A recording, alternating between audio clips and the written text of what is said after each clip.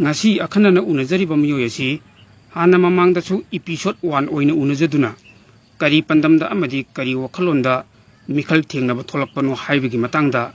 ipak tv news ga akhanana unaduna miyamda pawdam jakhiba leikre ngasi amu hallaga episode 2 oina makhatan unajariba miyoy asi lamdamji gi miyamnasu thoido hendona sakhanglaba masak nairiba miyoyni kumjal singani gi sumna kun tarek ki angan musakta pangthokani haina tha janariba Manipur General Assembly Mikhalda Lilong Esidagi Miang gi mihut oiraga Miang seba tawgani haina thawang tawriba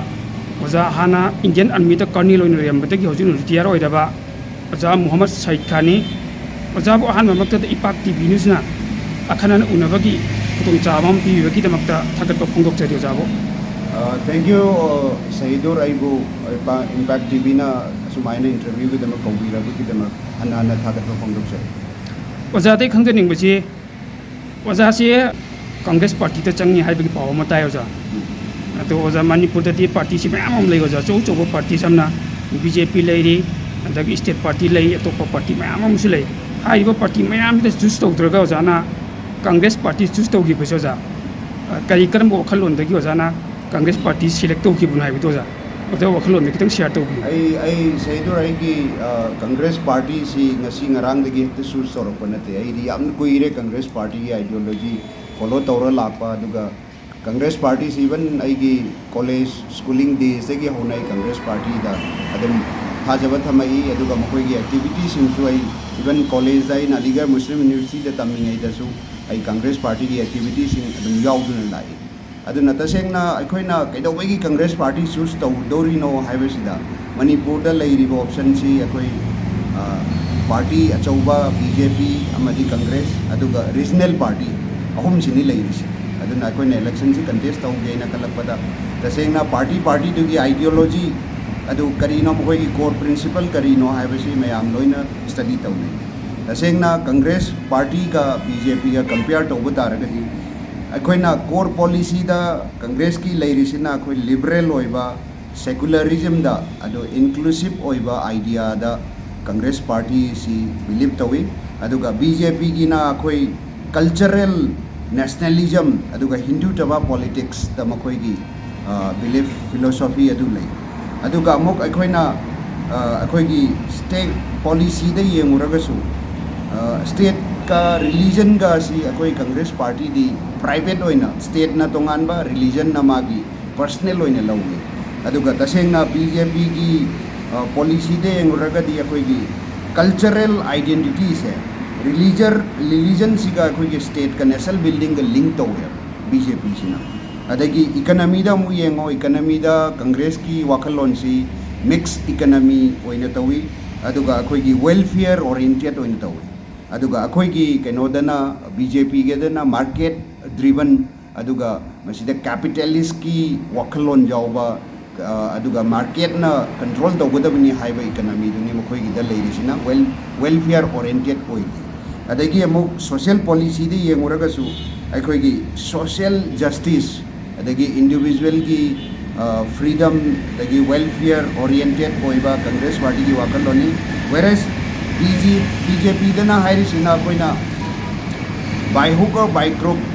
empower tawbasi development tawraga development duna empower tawrakadabani welfare tawbagi dakar oide haiba wakalon aduni aduga federal structure da mu yengse federal structure da Congress party di fully strong federal characteristic da belief tawa akoina any state ama aduga center ga akogi leiriba union list state list concurrent list adugi bifurcation leiriba constitution na piriba du chap chana Congress party na follow tawi aduga and akogi leiriba central government say just supporting the state government na thabuk thorom puding mak makoina tawbadu da center sina support tawbadi whereas akogi BJP gi ideology sina mostly centralized oina center na loina mak decide tawbagi mawong dani aduga state sina just follower makoigi dictate makoina hairakpadu ingadami haibagi mawong center na loina paisal laga control tawbagi control si yamna iron hand mana control taw aduga sengna Congress party gi asigumba philosophy adagi makoigi wakanda unity in diversity da believe tawba askumba ideas kya aduga particularly ai adum continue taw ragada tasengna aikoina miyai justice da Congress party believe tawi adagi muhabbat ki dukan whereas BJP de yengani nafrat felana nafrat ki dukan almost adagi Congress party na Bharat Joro almost BJP ki di Bharat Toro. In fact aikoi si India si different caste color creed religion different group na laiba country amani country sida mayam punnamakki fajabasi unity in diversity haire adugi belief to dagi handokraga aikoina BJP na khali ho wakanjina aikoi one nation one country one religion indutaba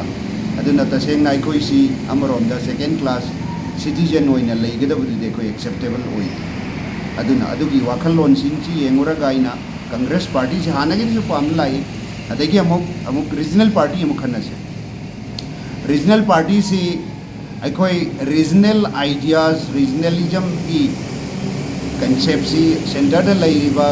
singduna phangi roi regional issue do center da lairiba singna understand tawbi roi haibagi ne ba koina regional parties lingnaris ado regional issues da hen emphasis pian ning ado tasengna maduna regional party amana center da lairiba party duga cohesiveness oina makoi ga collaborate tawraga chaminna babudi central party amada national party amada leiraga amagi national party duna aikoi da freedom du bibiraga aduga aikoi is the strong leadership ama leiraga di national issues do aikoi na compromise tawdaba center na hairaga so aikoi na compromise tawdana adugumba yamna strong oiba leadership aduga regional gi understanding maram chana leiba members in leiba taraga di aikoi na national party dana chatpana aikoi gi each and everything funding gi da boiro ama da boiro because funding si aya mana aikoi gi di fund si aya mana center de gi lakpani aduna national party amana natraga di regional party amana negotiate torku matamda aikoi gi national party ne hene advantage oi aduna maram sing asi loina mak kupna nai na ro matungda aina Congress party si choose tawja yam phache ojagi ukhalon Manipur da hojikse haukiba kumja solising gi supna ahum kulhumdoi gi mege tang ahum dagi ngasi phawbada neta drioja maite medi koki ki mak thoiba lan ado masi talaksi da amuk kasu naga koki gi mak thoi hoja ado Manipur da BJP gi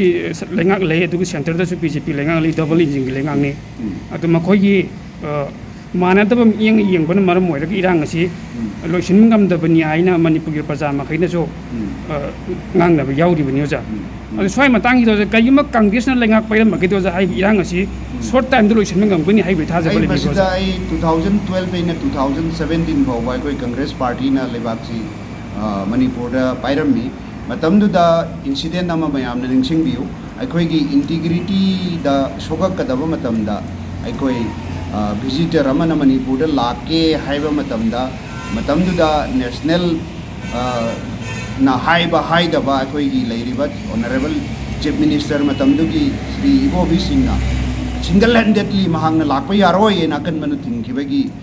wari mayam na loina khangnariba duni aduna aikoi gi sida leiriba leadership si masi strong oiba aduga regional issue bu ajana understand tauba aduga madugi damak sacrifice tauba ngamba amasang hojik amtang khanda dane BJP gi matamda problem masi thorakpada ahan bada problem si bu mismanage tawre control to hogadab do timely control to hoba ngamdre adui matungda muk masigi solution si karmaina tawgadab no haina discuss tawraga solution do option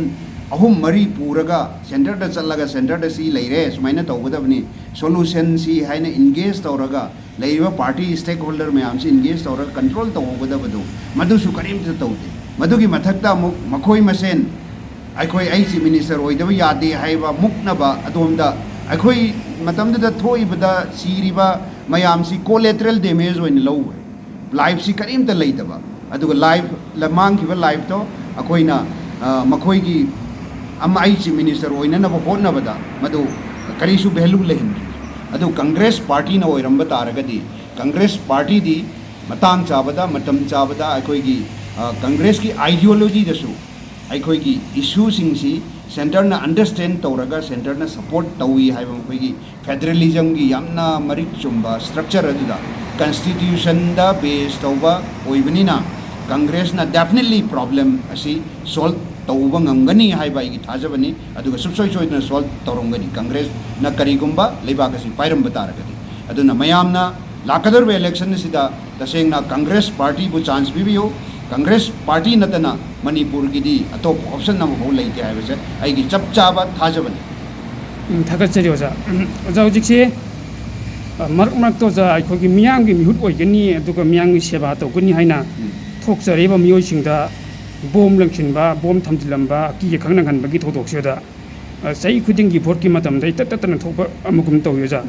masina praja mayamda yamna aki yekhang pokhan ba normal si oibda yamna akai bu disturb oiba oin thokalyoja makhoi pen daba kaya leirga su table da wai samna ga loi solve to ya bangak tani madu gi mokta sumaina mihut oigani myang gi seba tawgani hani chamcham thokjareba singda bom langchin aki yekhang pi oiba sigi matang da oja gi oibo khang kai thambini ngoja masi yamna unfortunate ni akhoi gi ngasai gi mafam sida double engine sarkar ni na hai ki double engine sarkar se double failure hoy ne kenoda center da leiriba sina su akoi gi sida leiriba law and order gi situation si makoina governor gi matam da su lakshan bang langamdre hojik su state ta government am leiraga su state government gi law and order si state government ni state government ne kedo gi lakshan bang ngamdre hojik sarkar leitabana te sarkar leina sumaina akoi candidate hoine thorakli ba mi sida threaten tawba intimidate tawba is very unfortunate mesi state government gi han madai failure ni leiriba authority singsi gi failure ni makoina maram chana masi thijallaga maral leiba mi do kudak ta dandi bi gedabni makoi bu punish tawgadabni investigate tawgadabni aduga unfortunately ekoi gi leiriba gun culture paisa gi culture ase yamna unfortunately masi ekoi muthat badar kar hoy aikoina election fight tawbai se ideas da magi agenda da fight tawgadabni adu natadana aigi power da natraga kanagumba group amana kihan khangalaga election tawbai se it is very unfortunate it's not a proper democracy yamna democracy da masi yamna phattaba aduga yamna mayamna atopa country singda tawna da balichatni adu masi karmaina ore ino hai daraga dekoi gi leiriba sarkar ase center da su leire state da su leire double engine ni haire adu double engine se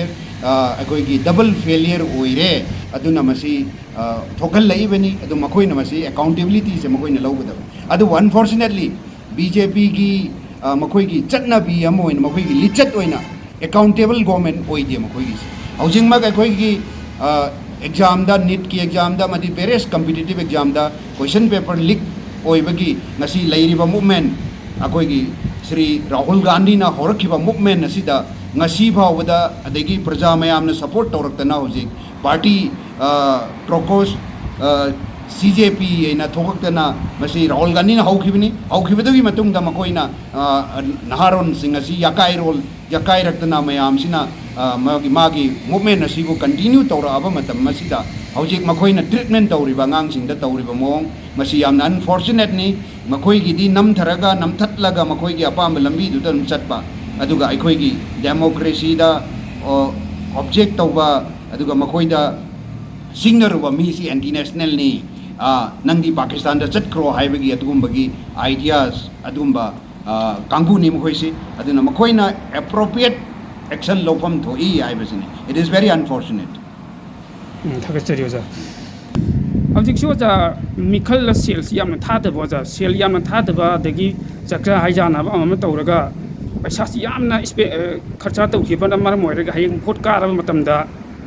ꯑꯩꯈꯣꯏꯒꯤ ꯃꯤꯌꯥꯝꯒꯤ ꯆꯥꯎꯈꯠ ꯊꯧꯔꯥꯡꯒꯤ ꯊꯕꯛꯇ ꯃꯅꯤꯡ ꯇꯧꯅ ꯇꯧꯕ ꯉꯝꯗꯕ ꯍꯥꯏꯕꯗꯤ ꯃꯁꯥꯒꯤ ꯀꯦꯟꯗꯤꯗꯦꯠ ꯃꯁꯥꯒꯤ ꯆꯪꯈꯤꯕ ꯄꯩꯁꯥꯗꯣ ꯍꯟꯖꯤꯟꯅꯅꯕ ꯍꯥꯟꯅ ꯍꯣꯠꯅꯕꯔꯣꯝꯗ ꯑꯣꯏꯅ ꯏꯟꯇꯔꯦꯁ ꯂꯧꯈꯤꯕ ꯑꯣꯖꯥ ꯃꯁꯤꯅ ꯃꯔꯝ ꯑꯣꯏꯔꯒ ꯂꯝꯗꯝꯁꯤꯒꯤ ꯑꯣꯏꯕ ꯆꯥꯎꯈꯠ ꯊꯧꯔꯥꯡꯗ ꯃꯅꯤꯡ ꯍꯟꯕꯒꯤ ꯊꯕꯛꯁꯤ ꯑꯣꯖꯥ ꯃꯁꯤ ꯃꯅꯤꯄꯨꯔꯗ ꯌꯥꯝꯅ ꯇꯣꯏꯅ ꯊꯣꯛꯄ ꯊꯧꯗꯣꯛ ꯑꯃ ꯑꯣꯏꯔꯦ ꯑꯣꯖꯥ ꯁ꯭ꯋꯥꯏ ꯃꯇꯥꯡꯒꯤꯗ ꯑꯣꯖꯥ ꯀꯦꯟꯗꯤꯗꯦꯠ ꯑꯃ ꯑꯣꯏꯅ ꯃꯐꯝ ꯈꯤꯇꯪ ꯊꯝꯕꯤꯌꯨ ꯑꯣꯖꯥ masi amna unfortunate ne khoina election da paisa changhan ba haibase tasengna di id mla si aina haijabada khoi gi this definition da mla natraga mp fc public servant haibani public servant haidi mayam gi minai haibani aduna id honourable मिनाई ओइजगे नैन हेक हेक लाउजरिसे अदुना मिनाई खनबदबु कैदौबगी अइना पैसा पीदौरी अइना पैसा पीफम थोक्ते अदुबु तसेंना अइखोइगिसदा लैरिबा चटनबीसे चटनबीसी यामना फत्तबा चटनबीनी मसीना मरम ओइरगा चुमना माना हयेंग डेवलपमेंट तौबा तौदबादु तोंगाना थमखरगा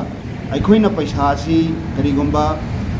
मरम चाबा लीडर अमना इलेक्शन तौगे हाय तारगदी मा पैसा पाइबा दरकार पैसा पाइबसी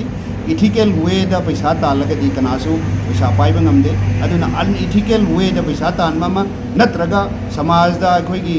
अतोपा ब्लैक बिजनेस तौरिबा ड्रग कारबार तौरिबा अदुगुम्बा मी सिंगदुना मखोई सिंडिकेट सेमगा मखोइना सपोर्ट तौरगा कैंडिडेट अदुदा पैसा दु पिसलगा मदुगी पैसा दु थादरगा इलेक्शन नु कहनबा मा अदुना दिंगा साइगी सिंडिकेट मयामदुना थाजरगा सेमक इलेक्शन नु कहलबनिना मखोई बिजनेस तौबदा अखोइना अचुम्ब तौगे हाइबदु सुगम ngमरो अदुगा तसेंगना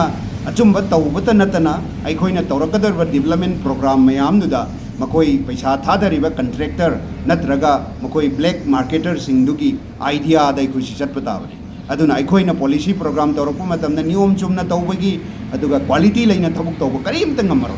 मखोइगी हुरानबा सिंगदुगी मतुंगिना अखोइ चटपताबनी अदुना मसी यामना अनफॉर्चुनेटली अदुगा अइना तसेंगना अखोइगी इस्लामदा लाक्चरबदा अखोइगिदी अखोइना मिहुत खनबा हाइबसे मिहुत खनगदौरबा मिसी समाजदा सोसाइटीदा फत्तबा मयामसिबु थिंगबा अदुगा अफबा मपुना याबा लंबीदु अदु खक्तक बु चिंगक्कदबा चलहल्लक्कदबा मी अदुबु इसाना नियम चुंगना अइना तुमिन्ना खनगदबनी हाइबा इस्लामदा लई हाइना मौलाना सिंह हाइ करिगुम्बा कनागुम्बा अमना आई वर्कर नी अइना ओइरगा अइगी सुविधागिदमक खल्लगा अइना मी अमबु इन्फ्लुएंस तौरगा ऐ मा असिगी मी सिदा नंग वोट पियु हाइना करी पैसा की मतेंग लौरगनी खंगदे माना हिसिंबदी खंगदे मचिन थीजलगनी खंगदे करिगुम्बा तौबा तारगदी नुपादो गुना पुनी माना हयेंग एमएलए ओइरैबा मीदुना फत्तबा थबक तौरपा खुदिंगमकी मंगोंदा गुना हेना पुगनी हाइबा अखोइगी इस्लामदा लई हाइना मौलाना सिंहना ताकपी अदुना तसेंगना आइना अखोइगी लिलोंगी प्रजादा अपील तौजरिबसी अखोइ गुना तौबदगी अमुक्तंग दिंग थिंगसी अदुगा इसा इसागी इसाना खंजरगा कनाना फगदबनो हाइबदु खनबीरगा अचुम्बा नियम चुम्बा मपुना याबा लंबीदुदा अखोइ चटमिन्नसी हाइबा आइगी अपील शेयरोइबदा तौजे ओजादगी अरोइबदा खंजनिंगबसी ओजा लिलोंग केंद्रदगी ओइना नहालमु कोइ कांग्रेस चंगीबसी ओजा कैंडिडेट अहुम सुबा कनो तौजा सुमाइना केंद्र अमददी ओजा टिकेट अमखक्तंग पिरकदौजो ओजा अदो लिलोंग एसिदगी कांग्रेस की टिकेट तांगन तौसिदी मोइ अहुम मरी गुम सुगदो माली ओजा अजा करिगुम्बा टिकेट सी ओजा फंगक्त्रेने खलेसी ओजादा अदे बोर्डसी लेपकदोइबा नत्रगा तोक्तोइबा ओजागी फिरक कई लेगेने ओजा सैदुर अखोइगी कांग्रेस की दा हौजे हौजिक चंगेसी अखोइ अहुम अमा नहान सी चंगे अदुगा हानदगी अनी अमसु लई अखोइगी दयाई मनोवर अदुगा जकीर हौजिक मा माइनॉरिटी की चेयरमैन होइरी मासु लेपनी हाइना दुम तौरिबनी अदगी आइगी इनाउ रियाज इंजीनियर मार्क्सु लेपनी तौरिबनी अदुना अखोइ कांग्रेस पार्टी दा तसेंगना चंगीसी मी तरुकनी अखोइ तरुक मक्सी अखोइ ब्लॉक लेवल दा मयामनसु उबिरमगने अखोइ पुन्ना पुनसलगा अमत ओइना कांग्रेस की दमा अखोइ वाक तौसी हाइबा वाखल होनदुनी अखोइ लोइनमक मसिदा यानरगने अखोइना कांग्रेस पार्टी की दा अखोइ चटसी हाइना खल्लिसी अदुगा अखोइ मसेन हाइनबसु अखोइना अखोइ की पार्टी से यामना इंडिया दा यामना कुइरबा 1800 तगी लेराबा अदुगुम्बा पार्टी नी अदुना पार्टी सिगी पॉलिसी मागी प्रोसेस ता चप चाना अखोइ थाजबम थोई एनी कैंडिडेट अमना अखोइ की पार्टी की पॉलिसी मागी प्रोसेस अदुबु चप चाना ट्रस्ट तोगम थोई अखोइ की असु मरम चारबा पार्टी एसिना डिसीजन लौरकपा अमदा कनानसु ऑब्जेक्ट तोनिमा आइसु ऑब्जेक्ट तौजरो प्रोसेस नियम चुमना मरम चाना प्रोसेस मरम चाना फॉलो तौरकबा अखोइगी पार्टी से असीना हानदगिसु चुमना तौदना लाई हौजिकसु चुमना तौनी हाइबगी चप चाबाई थाजबा दु लैबनिना आइगी पार्टी वो बिट्रे तौबगी वाखन नै लेजदे अदुना कांग्रेस पार्टी ना तसेंगना प्रोसेस चुमना आइबु खनबीराबा कांदा आइबो लेपसगे हाइ आइगी आइडिया मसिनी मसी दसु अखोइ लोइनमक्सु अखोइ तरुकमक ब्लॉक लेवल दा अखोइ मीटिंग तौजरगा आई खल्लगा अखोइ नसिदसु नतन ऑनरेबल प्रेसिडेंट अखोइगी प्रेसिडेंट हानगी चीफ मिनिस्टर ओइबिरंबा पाबुंग इबोबिगी दा कोई चलगा कोई पुन्ना मकोंदा हाइजरुबनी कोई लाइब मैम सिदगी कांग्रेस पार्टी की अचुंब प्रोसेस अदु तौबीरगा कोई खनबियु एनी मी अमा खलकपदा कोई लोइनमक सपोर्ट तौमिननी हाइबसे कोई चप चाबा वासंगनी मसिदा आई चुपोंग होंगदना लेपचरी हाइना थमजे ओ याम फजबो खलोनी टिकेट पिरप कैंडिडेट तुदा टिकेट तान रमीब कैंडिडेट मैम हुचलगा सगत मिनबने बोजा फ्री लोगरी सोजा डेफिनेटली अखोइना प्रोसेस अखोइगी प्रोसेस मरम चाना सुयाम्बा मरम चाबा पार्टी अमना लौरको प्रोसेस तुदा कोई लोइनमक ट्रस्ट तौबनिना अदो अखोइ पुन्नमक अखोइना हाइरिसे अखोइगी हौजिक लैरिबा सिचुएशन सिदा Congress party is the only option for the nation